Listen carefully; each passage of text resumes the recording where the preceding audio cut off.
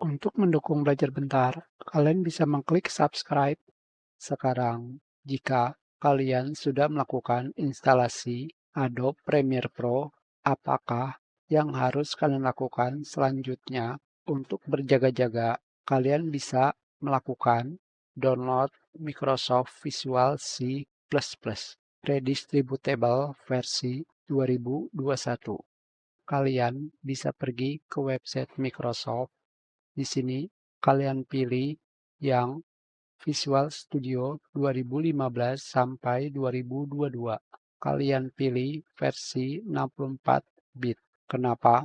Karena Adobe Premiere Pro menggunakan versi 64. Tentu saja jika kalian ingin mengetahui apakah di komputer kalian sudah ada Microsoft Visual C++ Redistributable, kalian bisa pergi ke Start menu dan pilih Installed Apps. Di sini kalian cari pada bagian atas. Kalian ketikkan Visual C dan kalian cari versi berapa saja yang sudah terinstall. Jika sudah ada, kalian tidak perlu lagi menginstalnya.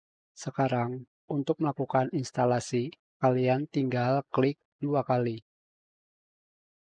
Di sini akan terdapat versi 14.38.33130. Kalian bisa lihat di sini versinya berbeda.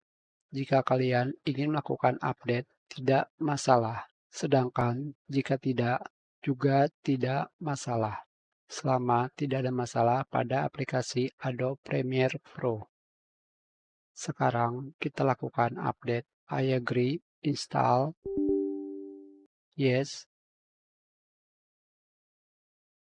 sudah terinstall. Hanya saja sekarang di sini kalian harus melakukan restart komputer. Kita matikan. Hanya seperti ini saja. Kita sudahi pelajaran ini. Terima kasih.